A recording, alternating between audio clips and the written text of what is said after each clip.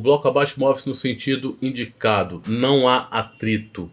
Sabendo que F1, módulo de F1 é 100 newtons e o módulo de F2 60 newtons, determine, letra A, determine a aceleração do bloco, né, e a letra B, a intensidade da força normal, né? Então, primeira coisa que a gente tem que fazer é o seguinte. Bom, identificar o problema como um problema dinâmico. E certamente, o que a gente vai ter que usar, né? Nós vamos ter que usar segundo a lei de Newton, né? Então a gente sabe que a gente vai ter que usar a força resultante igual a massa vezes a aceleração. Isso para achar a aceleração, tá? Bom, lembra também uma coisa importante, pessoal. A segunda lei de Newton, ela é uma lei vetorial, ó. Força resultante é o vetor igual a ma. Então, na verdade, o que acontece? A força resultante, ela vai estar na mesma direção e sentido da aceleração. Isso diz a segunda lei de Newton. E se você notar, o movimento desse corpo daqui está sendo na horizontal, né? Só que está sendo para a esquerda. Então, significa que a aceleração está indo para a esquerda. Logo, a força resultante está indo para a esquerda. Outra coisa importante em todo problema de dinâmica: colocar todas as forças que estão envolvidas no problema. Né? E quais são as forças envolvidas no problema? O problema já diz que não tem atrito, então não preciso me preocupar com a força de atrito. Existem de cara essas duas forças F1 e F2, e as outras forças que eu sei que atuam é a força de atração gravitacional, que na verdade é o peso. Né? Então você tem aqui representando o vetor peso. Né? E uma outra força que eu sei que existe, que é a força de reação da superfície no corpo, né? Que é a tal força normal que o problema pede na letra B. Então tá aqui a força de reação normal. E aí o que a gente está vendo? Existem 4 forças atuando no sistema, no corpo, né? E o corpo está indo para a esquerda, né? E eu quero aceleração. Então, na maioria das vezes, gente, quando você tem uma força tipo essa daqui, tipo essa F1, né, em que ela não é nem vertical nem horizontal, ou seja, ela faz um ângulo, seja com o eixo Y, seja com a vertical, né, ou seja com a horizontal, o ideal é que a gente comece a trabalhar com o eixo, o plano cartesiano, XY. Tá? E é até bom, porque quando vocês pegarem os problemas de plano inclinado, vocês vão ver que se torna muito mais simples a visualização quando você coloca num plano XY, no plano cartesiano. Então, a ideia, na verdade, o que a gente vai fazer? É representar esse corpo, na verdade, como um eixo, um plano XY, onde eu só vou representar nesse plano as forças, então não preciso mais representar o corpo. Então, o que geralmente a gente faz? A ideia é de que esse plano cartesiano, esse XY, ele esteja fixado no corpo, né? A gente coloca assim como representação, para facilitar, né? Então é como se tivesse, ó, um eixo XY aqui fixo ao corpo, né? Um eixo XY aqui fixo ao corpo. E todas as outras forças, elas na verdade é como se elas estivessem saindo da origem do eixo. Para a gente representar, a ideia é que a gente represente todas as forças, ó, como tendo origem. Deixa eu dar um. Como tendo, na verdade, origem na origem do eixo cartesiano, do plano cartesiano. Né? Que aí fica muito mais fácil de você representar. Então, ó, o que você vai fazer? Você pode simplesmente depois só representar o plano XY. Né? Então, ó, representando somente o eixo XY. E agora eu só me preocupo em colocar as forças que estão atuando em cada eixo separadamente ou em cada plano aqui, né? Então, por exemplo, você tem aqui, ó, o F2 exatamente em cima do eixo X. Então esse cara é o F2. Né? Você tem a força normal aqui exatamente em cima do eixo Y. Você tem a força peso, né? Lembra, gente, a força peso sempre perpendicular ao solo, tá? e a força normal sempre perpendicular à superfície, tá? E o peso sempre perpendicular ao solo. E você tem aqui um F1, né? Você tem aqui um F1, que eu vou representar aqui. Um F1. Né? Aqui o F1. Fazendo aqui 60 graus com a vertical. Então acabou. Então agora só me interessa analisar esse sistema de forças, né? Não me preocupo mais com o corpo, em visualizar o corpo. Então o que eu vou fazer agora é o seguinte: eu vou ver todas as forças que atuam, tanto no eixo X quanto no eixo Y. Porque nota, o movimento está no eixo X, né? O importante, gente, é que a força resultante, ó, ela sempre vai estar na direção, lembrando que eu estou falando, da aceleração. Como o movimento está acelerado no eixo Y, no eixo X, né? Ele está indo aqui, ó, para a esquerda no eixo X, significa que a força resultante é composta pelas forças que estão no eixo X. É isso que eu tenho que me preocupar. Qual é o eixo, qual é a direção do movimento? A direção do movimento é no eixo X.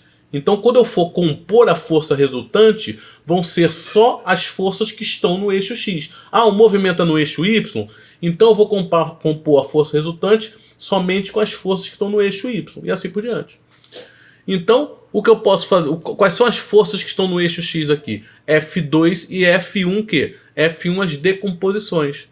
Né? Então, na verdade, eu vou ter que trabalhar em relação a F1 com as decomposições. Então você tem aqui um F1, uma decomposição, ou seja, uma componente dele que está no eixo X, que está para cá, que é o F1x, vou chamar de F1x, e você tem uma decomposição que está aqui no eixo Y, que é o F1y. Então nota, já observa até para a letra B que no eixo Y estão atuando três forças, né? A força normal, a decomposição do eixo F1 em Y e a força peso. Já no eixo X, que é o eixo do movimento, eu só tenho duas forças, F1x e F2. Né? Essas forças aqui não estão em escala, tá, gente? Essa é uma questão só de representação. Mas o que a gente verifica é que se o movimento está indo para a esquerda, se ele está acelerado para a esquerda, significa que F1x, né, tem que ser maior que F2. Tá? Porque aqui não está em escala. Então os vetores estão desenhados, não estou preocupado em desenhar um maior ou menor. Né? Eu geralmente quando eu faço essa representação é para facilitar a minha visão dos vetores. Tá? Beleza, então vamos lá. Então letra A. Né? Deixa eu trocar aqui para branco. Letra A, o que eu tenho? Força resultante igual a MA. E quem é a força resultante? Então quem eu tenho no eixo X? Ó, se o corpo está indo para a esquerda, na verdade eu tenho dois vetores na mesma direção em sentidos opostos. Dois vetores, mesma direção, sentidos opostos, como que eu tiro a resultante? Sempre maior menos o menor. Como no caso aqui ele está indo para a esquerda, é porque F1x é maior que F2. Então, na verdade, a força resultante no eixo X vai ser F1x menos F2 é igual a MA. Ou seja, o que eu fiz aqui foi encontrar a segunda lei de Newton para o corpo. Eu escrevi, na verdade, a segunda lei de Newton, força resultante igual a MA, para o corpo. Agora simplesmente substitui os valores, né? Bom, F2 o problema já me diz de cara, que é 60 newtons. Né? A massa também eu já tenho de cara, que é 10 kg. Então falta encontrar o F1x. Vamos já fazer essa conta aqui, porque lembra que F1 foi um cara que eu decompus tanto no eixo X quanto no eixo Y. Né? E se você se preocupar em decompor, o que você vai ter? Você vai ter que F1x vai ser o quê? Decomposição de vetores. Ó. F1x vai ser F1 seno de 60 graus. E F1y vai ser F1 cosseno de 60 graus, né? Isso daí é o que a gente vai de decomposição de vetores, né? E aí faz a conta, né? Bom, eu vou colocar, na verdade, direto já aqui na expressão, né? Como F1x é F1 seno de 60, eu já vou substituir aqui. Então vai ficar F1x, que é F1 seno de 60, menos F2 igual a MA. E agora sim, tá? O ideal, gente, é que você substitua os valores numéricos sempre depois, sempre no finzinho, né? Trabalha de forma literal, porque de repente você vai ter problemas pela frente que vão te pedir resultados literais. O que é resultado literal? Que na sua maioria só tem letra. Então você acostuma a isso. Aí depois que você colocou tudo que você tem que colocar na expressão, substitui os valores numéricos. Então você tem, acabou. Então F1 vale quanto? 100, né? Seno de 60, raiz de 3 sobre 2, menos F2, que é 60, igual a massa, que é 10, vezes a aceleração. Né? Aí agora, fazendo essa conta aí, né? Aqui vai ficar 100 raiz de 3 sobre 2, você vai ficar 100, vai ficar raiz de 3 dividido por 2, vezes 100, né? Então aqui vai dar aproximadamente 86,6. Vou colocar aqui 86,6 aproximadamente. Então 86,6 menos 60 igual a 10A. Consequentemente, fazendo essa continha, então 86,6 menos 60 dá 26,6. 26,6 igual a 10A. Então, finalizando aqui, implica que A vai ser 26,6 dividido por 10. Logo A, aí aproximadamente, tá? 2,66 metros por segundo ao quadrado. Ou se você pode aproximar também, no caso aqui, 2,7 metros por segundo ao quadrado. Então tá aí a expressão não, o valor da aceleração adquirida por esse bloco, 2,7 metros por segundo ao quadrado. Ok. Aí na letra B, o que você tem? Na letra B, ele pede para você encontrar a intensidade da força normal, né? Nota que o movimento ocorre no eixo X. No eixo Y não há movimento. No eixo Y ele está em equilíbrio. Ele está como se estivesse em repouso, tá? Ou como velocidade constante, não importa. Importa que o movimento, a aceleração, é fornecida para o eixo X. Para o eixo Y não tem aceleração.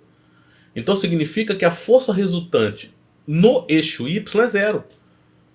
As forças opostas são iguais. Elas se anulam, né? Porque quando não tem nenhuma força assim, né, nos quadrantes fazendo ângulo, o que a gente geralmente coloca? Normal igual a peso, né?